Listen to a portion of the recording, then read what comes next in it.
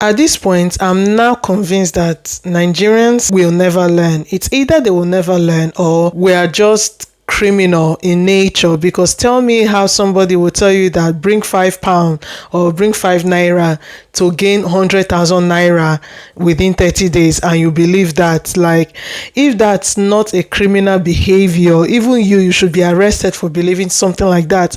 Like, come on, if that's not a criminal behavior, I don't know what that is.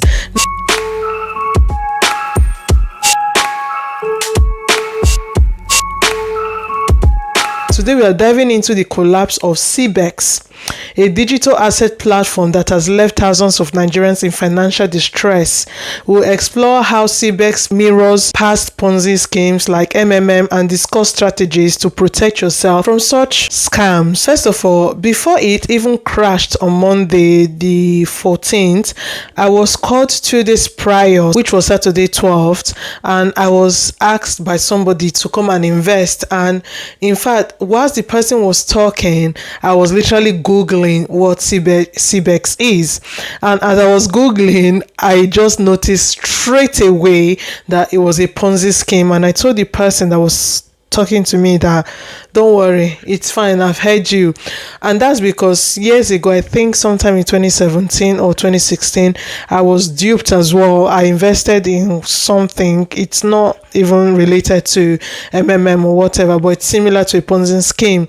So I've learned my lessons. But one thing about Nigerians is either Nigerians don't like to read, or I am still trying to understand why we have this herd mentality. Nigerians have a herd mentality, which is like, okay, it is happening here, so let everybody go here. Oh no, it's no longer happening here, it's not happening here, let everybody go here. No, it's no longer happening here, it's happening in the other place, everybody will go to the other side. Like, I don't know why Nigerians cannot simply just pause and think for themselves. And to be honest, in as much as Nigerians are very, very intelligent, we will continue to be behind first world countries because it's like a default factory system in Nigerians. We just don't pause to think. It's just a very few or a minority of people that actually pause to think or research before just jumping into something. Let's play this video by TVC briefly explaining this issue. The dust is yet to settle following the collapse of CBEX, an investment platform that promised wealth but left Nigerians broken and bankrupt. From pain to protest, the fallout has been intense, with many still trying to piece their lives back together. Our senior reporter, Olaido Yewole, has more. It's a financial heartbreak of massive proportions. Thousands of Nigerians, lured by the promise of quick returns on investment, are now grappling with the harsh reality. CBEX has crumbled, allegedly defrauding investors of over 1.3 trillion naira. From online outreach to looting, the fallout is far-reaching.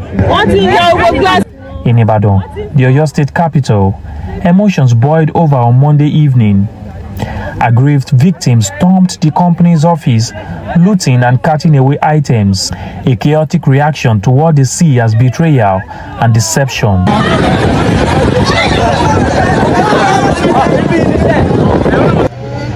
Meet Bolariwa. She spent years working tirelessly in Libya, hoping to build a better life back home. Every naira she saved was poured into CBEX. Now it's all gone. Yes, I go to Libya to work, no work, fighting, see my hand, fighting, everything for Libya. I come back. My neighbor told me the program is on stand now, on ground now. If you do it, it will help me. Then I should go and find the money. With small money I bring from Libya, I join now. Yeah, I should do it. I don't want to do it. Yeah, the money is there. The neighbor will collect the money. I see the money. As some say, poverty pushed people into the arms of fraudsters. Others believe it was the promise of instant wealth and the illusion that it could happen overnight that blinded many to the risk. Why should you invest your money in something that is not realistic? So now I would advise the society, please, and God, please be reasonable enough. The CBEX saga is a sad reminder of the danger lurking in unregulated digital spaces and how economic desperation makes people more vulnerable. If not because I'm a very empathetic person by nature, everybody that knows me personally will know that if you're going through something, I will cry and I will react as if that thing is happening to me personally. But when it comes to this CBEX thingy, I personally find it difficult to be empathetic to these people, not because of the fact that I'm trying to be a jerk, but because how we both know that the average Nigerian, let's say if a Nigerian is a millionaire or gains millions overnight, Nigerians will never, the Nigerians I know, even in the UK, Nigerians will never tell you the secret if they have nothing to gain from it. Even when it comes to searching for a job, you are looking for a job or somebody just got a new job, very catchy job, and you ask them, how did you go about getting this type of job? Nigerians will tell you, oh, it's just by the grace of God. It's just God. Nigerians will never tell you their secrets. So the major red flag, the first red flag should have been, oh, come and do this thing. Come and do this thing. In fact, they say if you come and do it, I will get a referral bonus or whatever. That is the first red flag, because Nigerians will never tell you to come do something if it does not benefit them directly. So the fact that they are chasing you see Nigerians that normally will not tell you the source of their wealth. They will normally tell you, oh, it's by the grace of God. God has been faithful. You see this type of people, all of a sudden they are chasing you. When are you registering? Come and register now. Of course, that's a major red flag. So that's why I'm finding it really hard to empathize with these people, because it's as if it's almost, and every year, the truth is that every year something like this come up. The first was MMM, which was in 2016, which ruined more than 2 million Nigerians. And every year since MMM, we've had different Ponzi schemes. And every year, Nigerians seem to fall for it. And as I'm making this video, this is 2025. Watch out, 2026, 2027. Another one will come up. Nigerians will still invest. But anyways, let me go back. Ponzi schemes operate by using funds from new investors to pay returns to earlier investors, creating an illusion of profitability. And of course, once you've gotten your first profit, you will then be tempted to invest a higher profit, which brings us to greed. The average Nigerian is just greedy. We just don't know when to stop. Now, they often promise high, consistent returns with little risk and lack transparency about investment strategies. Once recruitment slows, the scheme collapses, leading to significant losses. How can you stay safe? Be skeptical of high returns. If an investment promises unusually high returns with little risk, it's likely a scam.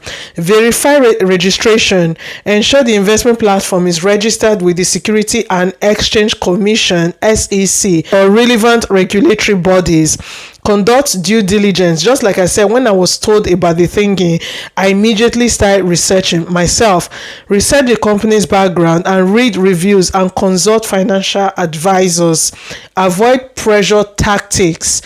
When they are pressurizing you, oh, come and join, just know that it's a big red flag and you should not, in fact, that should tell you that you should not join. Be wary of schemes that pressure you to invest quickly or recruit others, because that 99.9% most likely to be a Ponzi scheme. Report suspicious activities. If you suspect a Ponzi scheme, report it to the SEC or the Economic and Financial Crimes Commission (EFCC).